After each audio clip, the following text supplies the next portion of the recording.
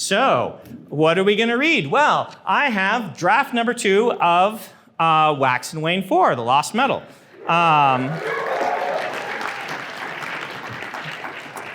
And as I warned you, if anyone came in late, the prologue is available on my YouTube channel with me reading it, or we send it out as a newsletter. If you're not in the newsletter, ask one of your friends or go hang out in the 17th Shard and ask them. I give permission that they can send it to you so you can read it if you want to. It might be posted, as far as I know, on there as well. I expect when I read these things, they're going to get around. So we're going to read chapter 1 of The Lost Metal, and I'm just going to kind of read until we hit to 7:30. Yeah, I get to play Magic after this. Don't take that from me. Morrissey had never been in a sewer before, but the experience was exactly as awful as she'd imagined. The stench, of course, was incredible, but worse was the way her booted feet would occasionally slip for a heart-stopping moment, threatening to plunge her down into the mud, quote unquote, underneath. It would be bad but manageable if the place was slippery in a consistent way. Inconsistent slippage was far worse. At least she'd had the foresight to wear a uniform with trousers today, along with knee-high leather work boots. That didn't protect from the scent, the feel, or, unfortunately, the sound.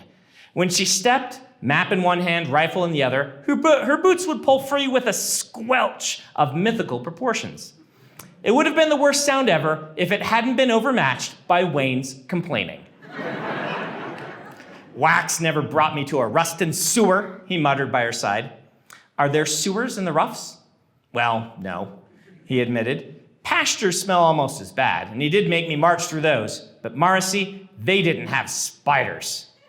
They probably did, she said, holding the map toward his lantern to read it. You just couldn't see them. Suppose, he grumbled. But it's worse when you can see the webs. Also, there's, the literal sewage. Morrissey nodded to a tunnel to the side, and they started that direction. Do you want to talk about it? What? He demanded. Your mood. Nothing's wrong with my rustin' mood, he said. It's exactly the kind of mood you're supposed to have when your partner forces you to stick your front side into a bunch of stuff that comes out the backside. And last week, she said, when we were investigating a perfume shop, rustin' perfumers, Wayne said, eyes narrowing, never can tell what they're hiding with those fancy smells. You can't trust a man that doesn't smell like a man should. Sweat and booze? Sweat and cheap booze. Wayne, how can you complain about someone putting on airs? You put on a different personality every time you change hats. Does my smell change? I suppose not. Argument 1, there are literally no holes in it whatsoever. Conversation over. They shared a look.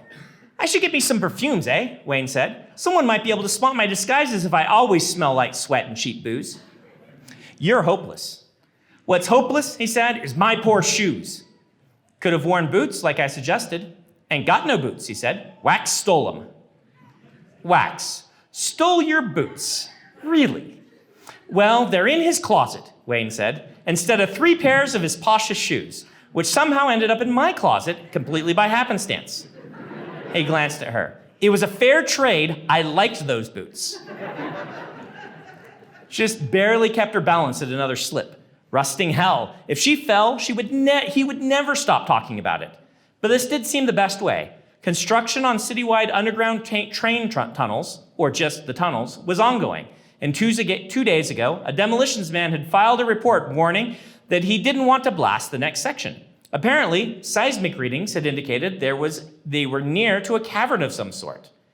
This area underneath Ellendale was peppered with ancient caverns, and the seismograph readings the demolition man had found indicated an unknown one was somewhere in this region. The same region where a group of local gang enforcers kept vanishing and reappearing, almost as if they had a hidden exit to an unmarked, unseen lair. She consulted the map again, marked with construction notes, and near a nearby oddity that the sewer builders had noted years ago, which had never been investigated. I think Milan is going to break up with me, Wayne said softly. That's why maybe I've been uncharacteristically downbeat in my general disposition as of late. What makes you think that? On account of her telling me, Wayne, I'm probably going to have to break up with you in a few weeks. Well, that's polite of her. I think she got a new job from the big guy or something, Wayne said. But it ain't right how slow it's going. Not the proper way to break up with a fellow at all. And what is the proper way? Throw something at his head, Wayne said, sell his stuff, tell his mates he's a knob. You've had some interesting relationships. Nah, mostly just bad ones, he said. I asked Jamie Walls what she thought I should do. You know her. She's at the tavern most nights.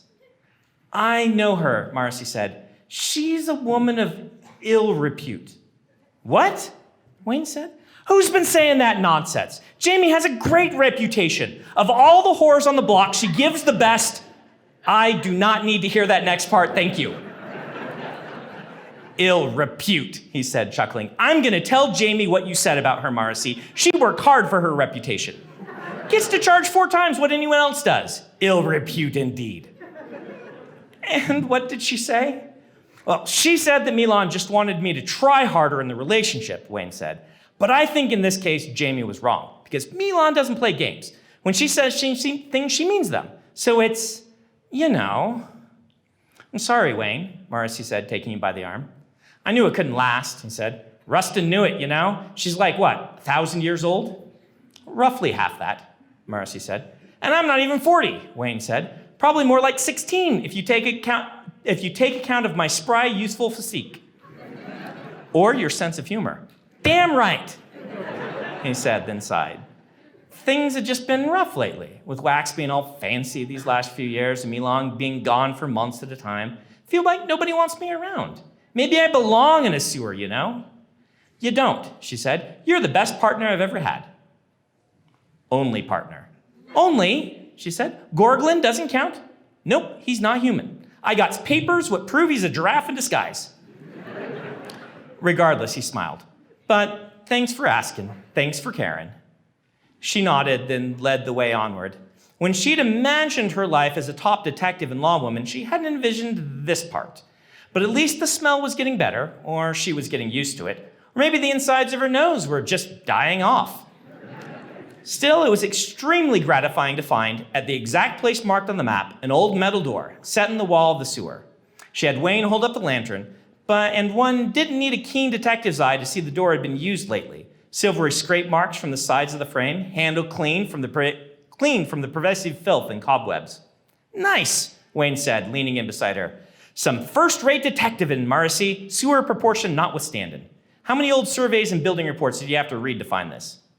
Too many, she said. If I'd known how much of my job would involve searching the documents library. They'll leave that part out of the stories when they write about us, Wayne said. All the research. You did this sort of thing back in the roughs? Well, it was the roughs variety, Wayne said. Usually involved holding some bloke face down in a trough until he remembered whose old prospecting claim he'd been filching, but it's the same principle, really, just with more swearing. She handed him her rifle and investigated the door. He didn't like her to make a big deal out of him being able to hold guns these days without his hands shaking. She'd never seen him fire one, but he said he could if he needed to. He really was getting better. They'd been working almost 6 years now since Wax's retirement following the incidents surrounding the bands of mourning. Wayne was an official constable, not some strange, barely inside the law deputized citizen. He even wore a uniform once in a while. Now, this door. It was shut tight, of course, and had no lock on this side, but it seemed the people she was hunting had found it closed too, as there were a bunch of marks on the metal on one side. Looking close, she found that there was just enough room to slip something through the door and frame. I need something sharp to get through this, she said. You can use my razor-sharp wit. Alas, she said, you aren't the type of tool that I need at the moment, Wayne. Ha, he said, I like that one. He handed her a knife from the backpack, where they kept supplies like rope along with their medals, just in case they faced an allomancer. These kinds of gang enforcers shouldn't have access to that sort of thing. They were just your basic shakedown shopkeepers for protection money types. Yet she had reports that made her scary. She was wary. She was increasingly certain this group was funded by the sect. And if she caught them, they might finally lead to answers she'd been hunting for years. With the knife, she managed to undo the bar holding the door closed from the other side. It swung free with a soft clang, and she eased the door open to look at a rough-hewn tunnel leading downward. one of the many that dotted this region, dating back to the ancient days before the Catacendra, to the time of myths and heroes, ash falls and tyrants. Together, she and Wayne slipped inside, then did up the door to leave it as they'd found it. They dimmed their lantern as a precaution, then started down into the depths. Chapter 2. Cravat? Steris asked, reading from the list. Tied and pinned, Wax said, pulling it tight. Shoes? Polished. Proof 1. Wax flipped a silver medallion in the air and then caught it. Proof 2, Steris asked, making a check mark on her list. He pulled a small folded stack of papers from his pocket. Right here. Proof 3. Wax reached in his other pocket, then paused, looking around the small office, his senator's chamber in the House of Proceedings. He'd left that on the desk back home, he said, smacking his head. I brought an extra, Steris said, digging in her bag. Wax grinned. Of course you did.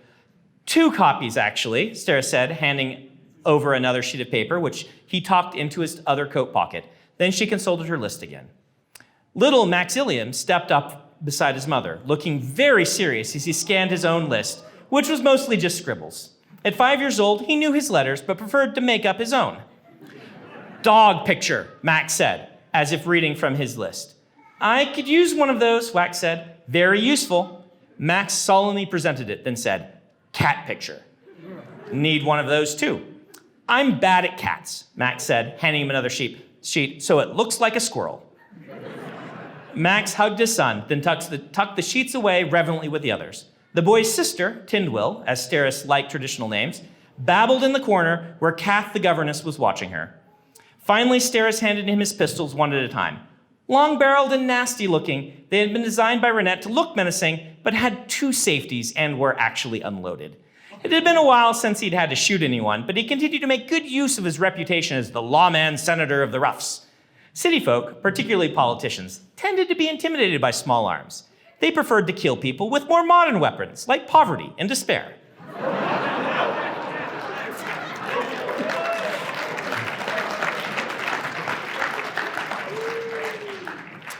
Is a kiss from my wife on that list? Wax asked.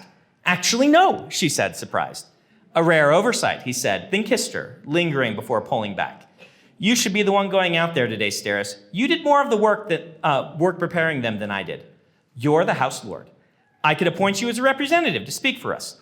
Please no, she said. You know how I am with people. You're very good with the right people. And are politicians ever right about anything? I hope so, he said, straightening his suit coat and turning toward the door, because I am one now. He pushed out of his chambers and walked the short walk to the Senate floor. Steris would watch from her seat in the observatory balcony. By now, everyone knew how particular she was about getting the same one. Wax instead stepped into the vast chamber, which buzzed with activity as senators returned from their short recess. He didn't go to his seat. For the last few days, different senators had been given a chance to debate the current bill, and his was the last speech in line. He had positioned it right after the planned break, as he hoped it would set his argument off, give him a final chance to avert a terrible decision. It had taken a great deal of trading and promising to get this spot in the debate, and not a few of his political enemies were upset that he'd managed it. He stood at the side of the speaking platform near the center, waiting for the others to sit, hand on his holster, looming. You learned to get a good loom on in the roughs when interrogating prisoners, and it still shocked him how many of those skills worked here. Governor Varlance didn't look at him. The man instead adjusted his cravat, then checked his face powder. Ghostly pale skin was fashionable these days for some arcane reason. Then he set out his badges on the desk one at a time, as he always did, making everyone wait. Rusts, I missed Aradel, Wax thought. It had been novel to have a competent governor for once, like eating hotel food and finding it wasn't awful, or spending time with Wayne, then discovering you still had your pocket watch. But the governor's job was the type that chewed up the good ones, the ones who tried to swim deep. It was the same type of job that let the bad ones float blissfully along the surface. Aradel had stepped down 2 years back, and it did make some kind of sense that the next governor chosen had been a military man, considering the tensions with the Malwish right now. The Wax did question where Varlance had gotten all of those medals. So far as he knew, the army hadn't seen any actual engagements. Were they for, perhaps, excellence in shining your shoes? Varlance finally nodded to his vice governor, a terrace woman, of course. She had curly dark hair and a traditional robe. Wax thought he'd known her in the village, but it could have been his sister, and it could have been her sister, and he'd never thought of a good way to ask. Regardless, it always looked good to have a terrace on the staff. Most governors chose one. Made you look respectable, almost like the terrace were another medal to be shown off. Adathuin stood up and belted to the room. The governor recognized the senator from House Ladrian. Though he'd been waiting for this, looming and whatnot, Wax now took his time, sauntering up onto the podium, which was lit from above by a massive electric spotlight. Funny how ordinary he thought that all was now. If he walked into a room, there wasn't a light switch on the wall, he'd search for it for an embarrassing long time before remembering there were some buildings that just weren't wired yet. He turned around in a slow rotation, inspecting the circular chamber. The spotlight was low enough that he could still make out the faces around him. On one side held the elected seats, senators who were voted into office to represent a guild, profession, or historical group. The other held the lords, senators who held their position by benefit of birth. The guild system left many people without a representative. As many as 20% of the population worked jobs without a senator's seat, by Morrissey's estimate. The lords were supposed to make up for that, representing everyone who lived in their assigned region of the city. But when had a group of nobles ever cared about beggars? Maybe in the last emperor's time and just after, but people just weren't like that anymore. They were petty and short-sighted. This bill, Wax announced to the room, loud and firm, his voice echoing, is a fantastically stupid idea. Once, earlier in his political career, talking so bluntly had earned him ire at best. Now he caught multiple members of the Senate smiling. They expected this from him. Many of them seemed to enjoy it, as if they knew how many problems there were in the city and were glad that one man was willing to call them out, instead ignoring propriety and political necessities. Tensions with the Malwish are an all-time high, Wax said. This is a time for the entire basin to unite, not a time to drive wedges between ourselves and those who should be our strongest allies. This is about uniting, a voice called to him. The dockworker senator, Maelstrom. He was mostly a puppet for Hastings and Arakel, nobles, who had been consistently a painful spike in Wax's side. We need a leader for the whole basin officially. Agreed, Wax said. But how is elevating the Elendel governor, a position nobody outside the city can vote on, going to unite people, Maelstrom? It will give them someone to look toward, a strong, capable leader. And that, Wax thought, glancing at Varlance, is a capable leader? We're lucky he pays attention to these meetings rather than spending the time going over his appearance schedule. Varlance had, so far in his one-year tenure, rededicated 17 parks in the city. He liked the flowers. Wax didn't say anything to the effect. Steris had warned him not to antagonize the governor. There was bluntness, and then there was stupidity. He had to walk a fine line between them. Instead, he kept to the plan, getting out his medallion and flipping it in the air. 6 years ago, Wax said, I had a little adventure. You all know about it.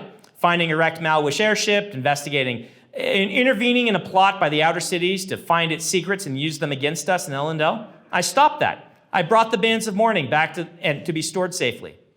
And almost started a war, someone muttered in the reaches of the room. You'd rather I let the plot go forward? Wax called back. When no response came, he flipped the medallion up and caught it again. I dare anyone in this room to disparage my loyalty to Elendel. We can have a nice little duel. I'll even let you shoot first. Silence. That was one thing he'd earned. A lot of the people in this room didn't like him, but they did seem to respect him. And they knew he wasn't an agent for the outer cities. He flipped the medallion and pushed it higher, all the way up to the top of the ceiling high above. He caught it again when it came streaking down, glimmering in the light. As he did, he made certain to cast a glance toward Admiral Jones, current ambassador from the Malwish nation. She sat in a special place on the floor of the Senate, among where mayors from the outer cities were given seats when they visited. None had come to this proceeding, a visible sign they considered even a vote on this topic to be ridiculous. I know, Wax said, turning the medallion over in his fingers, better than anyone the position we're in. You want to make a show of force to the outer cities? Prove that they have to follow our rules. So you introduce this bill, elevating our governor to a presidential position over the entire basin. This ignores the reason everyone outside Elendel is so mad at us. The bad faith actors who were leading some of the outer cities wouldn't have gotten so far without support of their people. If the average person living outside Elendel weren't so damned mad at us for our trade policies and general arrogance. This bill isn't going to placate them. This isn't a show of force. It's a maneuver designed to specifically outrage them. We passed this law and we're demanding war between ourselves and the outer cities. He let that sink in. They knew it. They tried to ignore it. They wanted so badly to appear strong, and if left unchecked, they'd strong-arm themselves right into a war, never realizing this was precisely what their enemies wanted, an excuse to rebel, a justification for war. Wax pulled out the stack of papers in his left pocket. He held it up and turned around. I have 60 letters here from politicians in the outer cities. These are reasonable people, willing, even eager to work with Elendil on policy, but they are frightened, worried about what their people will do if we continue to oppose tyrannical imperial policies upon them. They're worried about war. It is my proposal that we vote down this silly bill, then work on something better, something that can actually promote peace and unity. Kind of national assembly with representation from each outer city and an elective supreme official from that body. He'd expected boos and got a few, but most of the chamber fell silent, watching him hold the letters aloft. They were afraid of what he was proposing, afraid of letting power leave the capital, afraid that the political ways of the outer cities would change the entire dynamic. They were cowards in that regard, and they were also playing into the hands of the Set, the shadowy organization, which included his sister and his late uncle as high-ranking members, who had been pulling the strings for years. They were still active somewhere. They might even have agents among the senators. They wanted war most of all, though he didn't know exactly why even still. A way to gain power, certainly, but there was something else, orders from someone or something known as Trell. Unfortunately, he couldn't pin his arguments on an organization that most people still didn't believe existed. He turned around slowly, still holding up the letters, and felt a little spike of alarm as he turned back to Maelstrom. He's going to shoot, Wax's instinct said. With all due respect, Senator, Maelstrom said, you are a new parent and obviously don't know the proper way of raising a child. You don't give in to childish demands. You hold firm, knowing that your decisions are best for them, and they will eventually see reason. As a father is to its son, Elendil is to the outer cities. Right in the back, Wax thought, turning around. Amusing how those instincts work here. He didn't respond immediately. You waited to aim well for return fire like this. Thing was, he'd made these arguments before, mostly in private, to many of the senators in this room. He was making headway, but he didn't have enough time. Now that he had these letters, now that they'd all seen them, he needed a chance to go back to each senator, the ones on the fence, and share these words, the ideas, and persuade. His gut said that if the vote happened today, the bill would pass. So he hadn't come here just to make the same arguments again. He'd come with a bullet loaded in the chamber, ready to fire. He carefully folded up the letters and tucked them snugly into his pocket. Then he took the smaller stack, 2 sheets from his other pocket, the ones that Stardust had made copies of in case he forgot. Actually, she probably made copies of the other ones too, and 7 other things she knew he wouldn't actually need, but would make her feel better to have in her bag just in case. Russ, that woman was delightful.